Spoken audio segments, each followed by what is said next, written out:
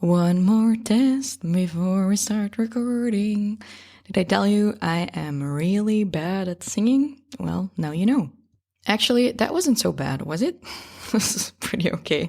Hey, welcome to my fourth episode of the Six Figure Secrets series.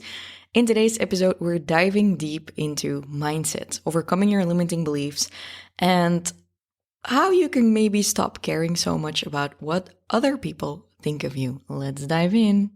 Hello, and welcome to Fail to Win, the show where we love to make mistakes and learn from them so you can turn your passion into profits and live life on your own terms.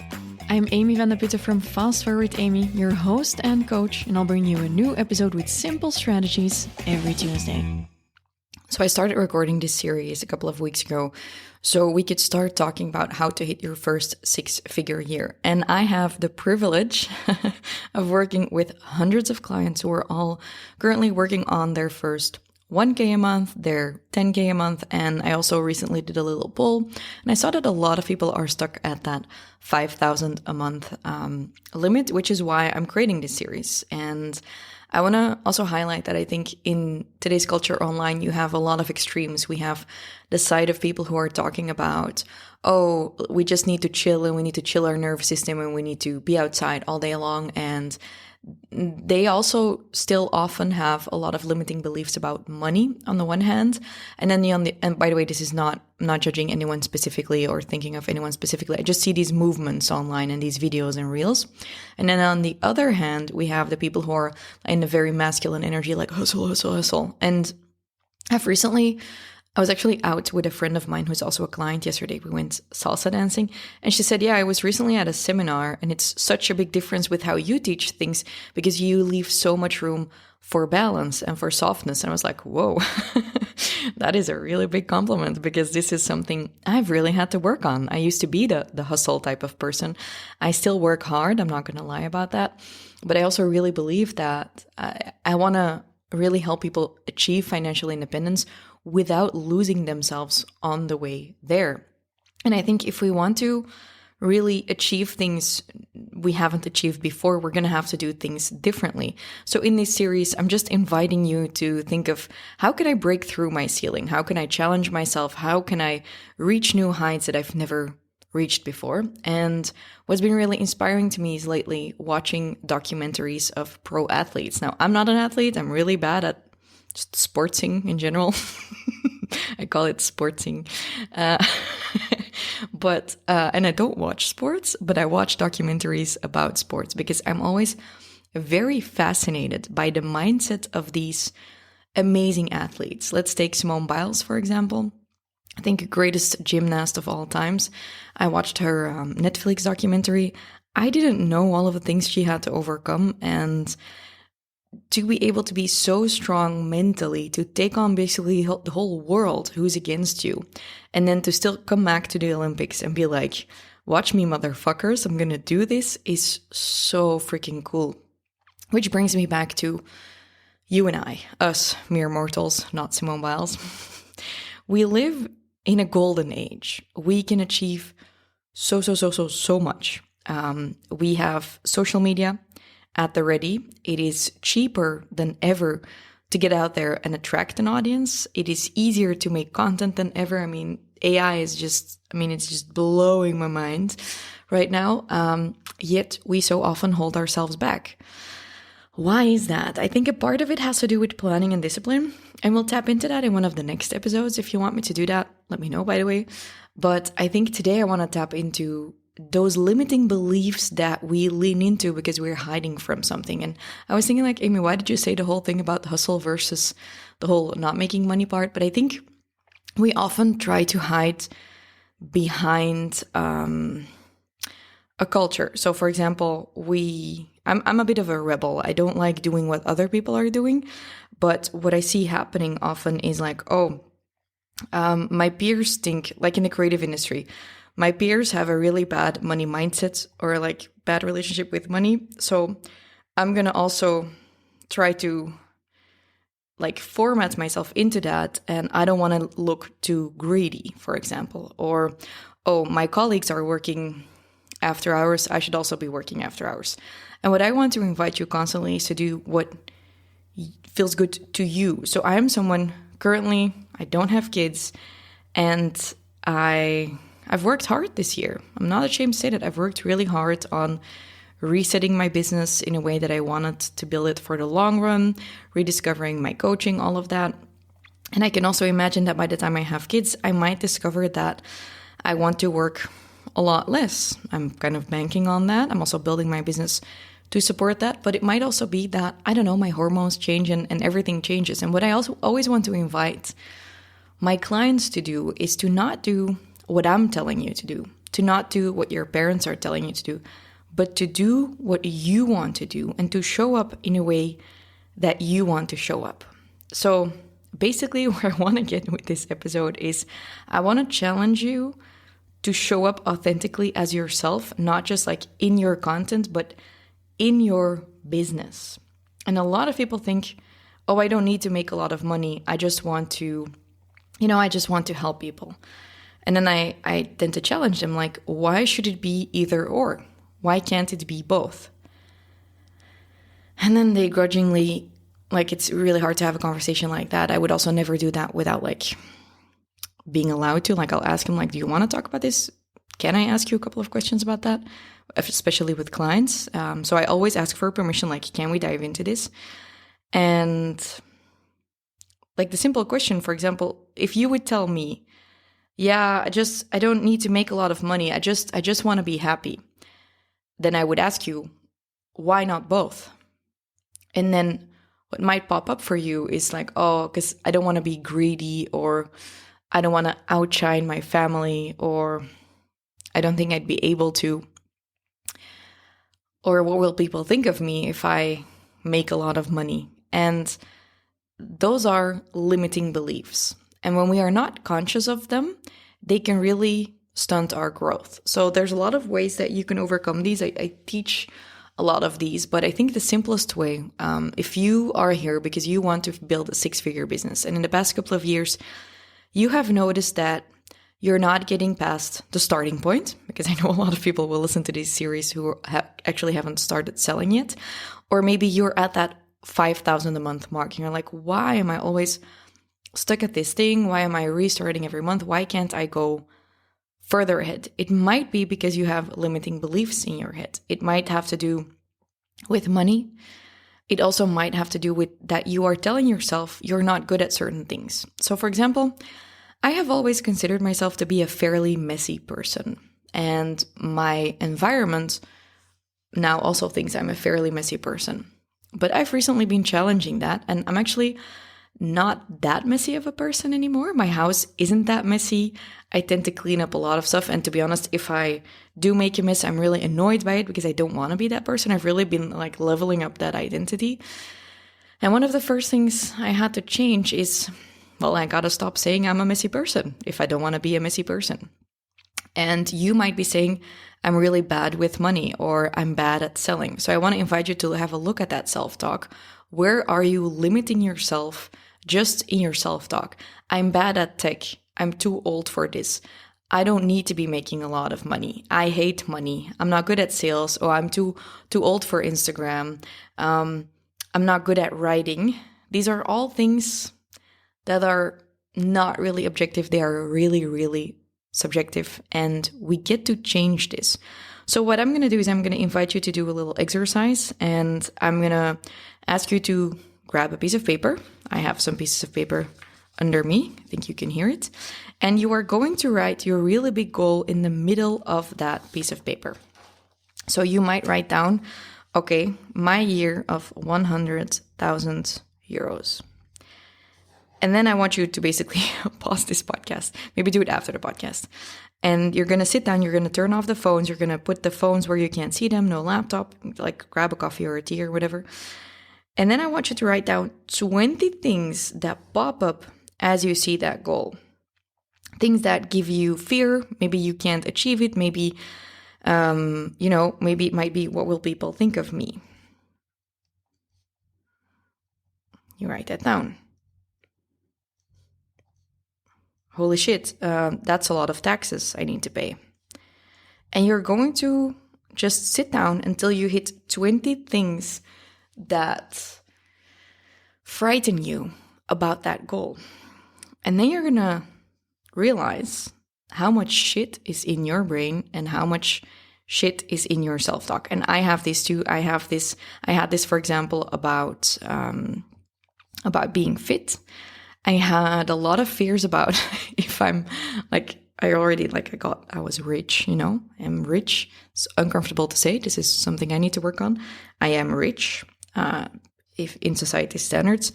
And I felt like my really big goal is to be and feel really fit. And I felt like if I would also be fit, people would really, really hate me. I'm like, then I'm going to be rich and fit. People are going to just like hate me.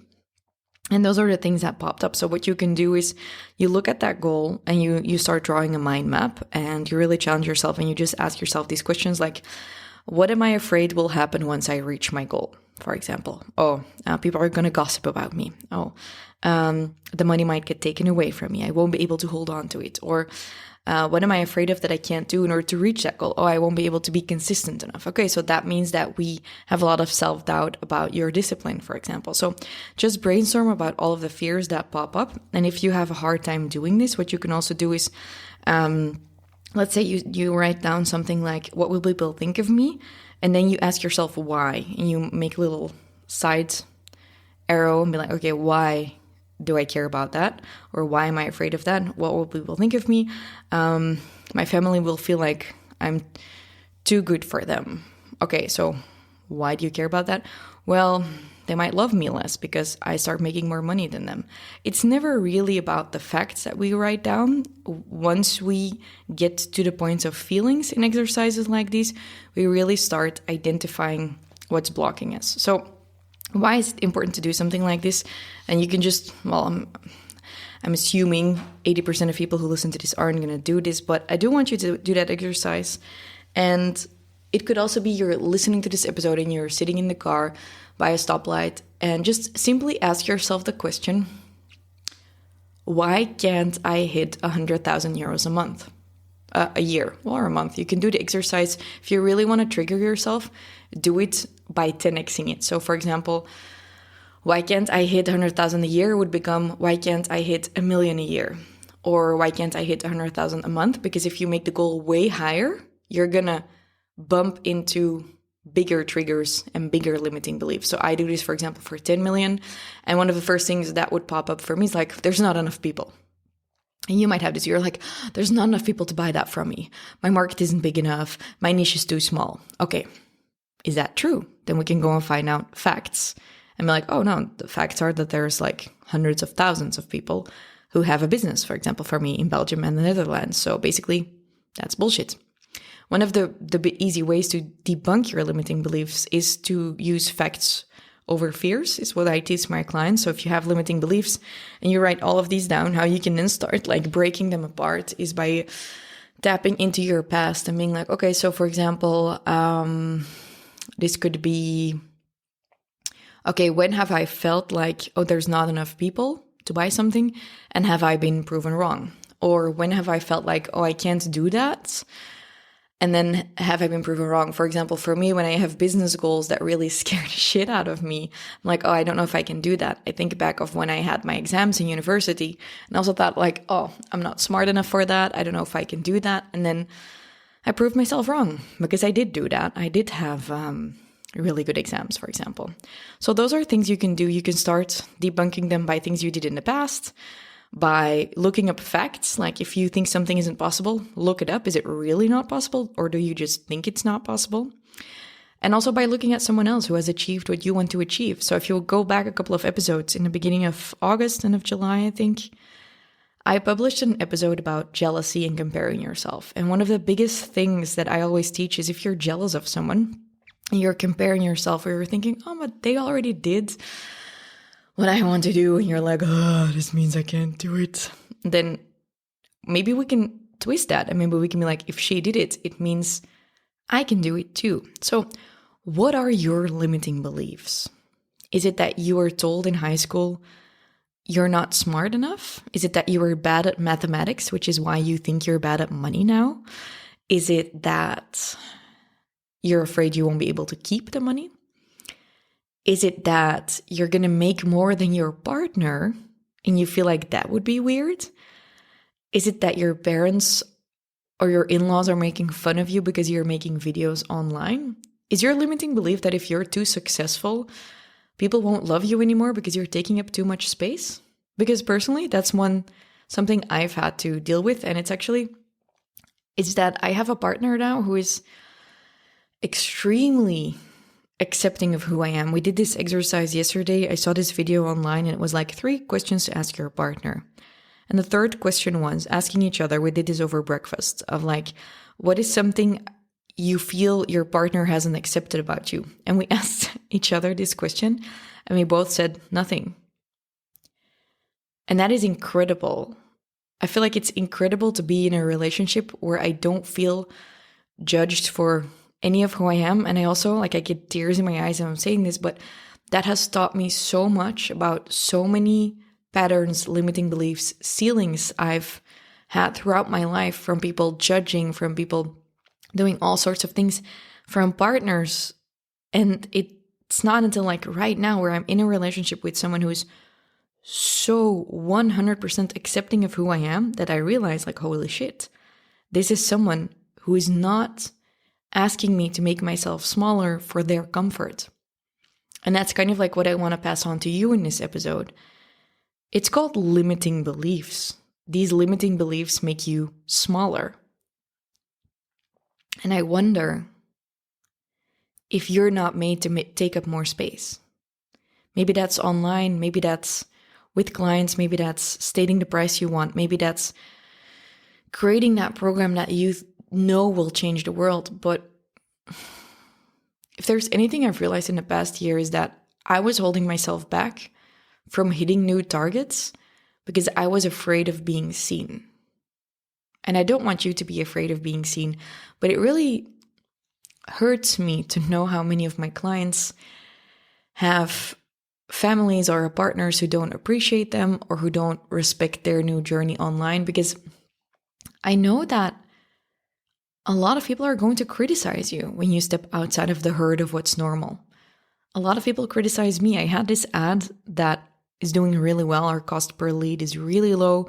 It's actually an ad that I recorded off script. So I got a script from my team and I recorded a couple of ads following the script. And then I was like, well, I did one rogue one. Let's see how it does. And my marketing manager called me last week. She's like, that one ad that you recorded, the funny one, it's doing really, really well. And I was like, it's doing so much better than the other ones. Well, guess what? It's doing really well. And because of that, it's also getting a lot of hate. I'm getting a lot of comments on it from mostly men who are saying I'm full of crap and all of that, that I should stop and everything. And that would have triggered me in the past. It would have made me feel like, I shouldn't be doing that. But now I look at it as that's really good. It's a really good sign that the ad is doing so well that I'm getting hate on it, because it means we're reaching a new audience. And I know it's doing well. And the same thing goes, yesterday I went salsa dancing for the first time and it was outside. And when I arrived, immediately someone recognized me and came to say hello. It's always really awkward for me because I don't always know who the person is until they introduce themselves, and then I usually know. But the first moment I'm like, how well am I supposed to know you? But I know people from tiny screens on Zoom. She introduced herself. I knew who she was. Such a nice woman. And then we did the salsa dancing, not in a gym room inside, but outside. And let's say we were 20 people doing the salsa initiation class. But I kid you not, there were at least 60 people just watching us, having a beer, having a lemonade, and just watching us. And that would have triggered the hell out of me. Even a year ago, it would have triggered so much in me. And maybe you feel that, you post a video online and maybe your in-laws make fun of you or your friends from high school, or you feel like people are talking behind your back and you just wish people wouldn't be talking behind your back. I'm here to tell you that people are going to talk behind your back, and the only people talking behind your back are the people who aren't doing this themselves. So yesterday, for the first time in my life, I think I wasn't mortified for someone else to see me suck, because yes, I was the the baddest one in the class. And I don't mean the badassest, I mean the worst. Not like the teacher was like, you really need to relax, girl. And I was like, well, I'm here to learn and I suck.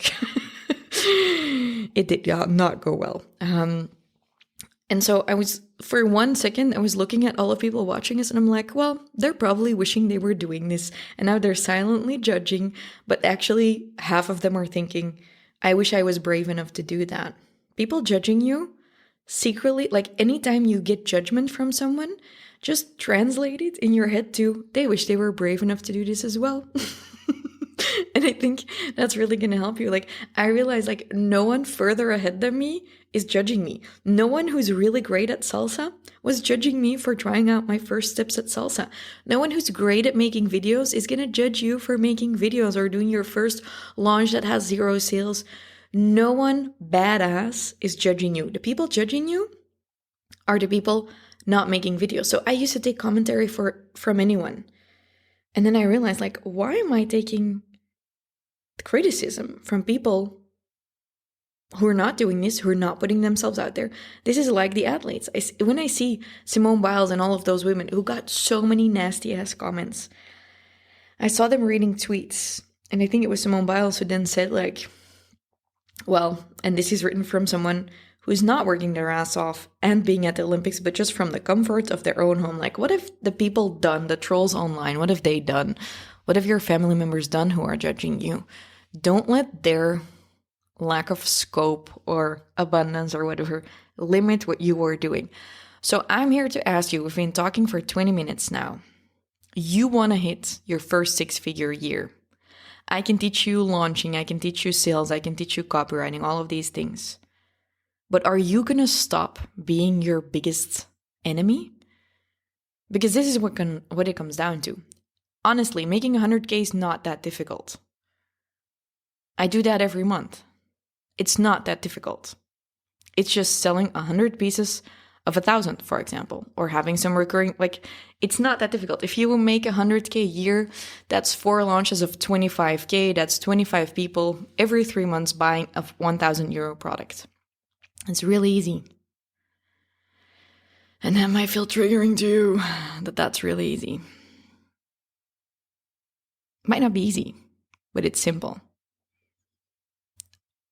Maybe this is the limit, that you feel it's really difficult.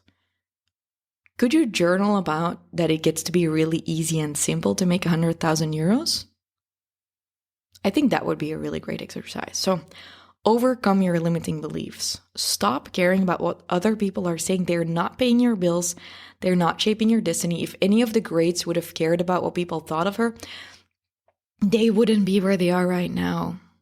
Magic happens where the comfort zone ends. And with that, I salute you. By the way, I think I'm publishing this beginning of September. That means I'm on a trip with my boyfriend. And I think, this might be a really great time for you to be like, okay, so what have I learned from these past couple of episodes? If you haven't listened to part 1, 2, and 3, definitely scroll back and listen to those episodes. But if you're like, Amy, you're right, I would love to hit the 100K year and I'm motivated and I want to invest in this and I want to get coached by you, I would love to have you in my coaching. And I would say, come and apply. I am taking applicants for my 100K program, which is my silver membership or mentorship, maybe is what I should call it. Just DM me 100K, like 100K on Instagram, on FastForwardAmy, or on my other account, eigenbaas.be, which is in Dutch. Doesn't matter which language you speak or whatever, just DM me. And let's have a chat about what's possible for you, okay? So DM me 100K.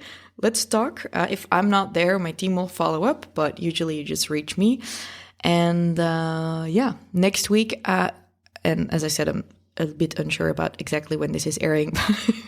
I'm recording so far in advance, haha. But I'll get back to you. And I don't know. I hope you get something out of this. And if you did, please let me know. I would love to get some positive reviews. I know a lot of people aren't leaving reviews on Apple Podcasts, but it makes me seem like I'm like no one cares about my podcast because I have no Apple Podcast reviews that are recent. So if you're listening on Apple Podcasts, because I know a lot of people listen on Spotify, but if you're an Apple listener, you still listening right now, could you please leave me a little review, like a little written text? Because it would mean the world. It makes it so that more people can discover the podcast and that I feel motivated to continue to create free content for you, okay? Let me know if you like the episode and see you next week. Next week, I'm going to be talking about how to get consistent with your content, okay? Bye-bye.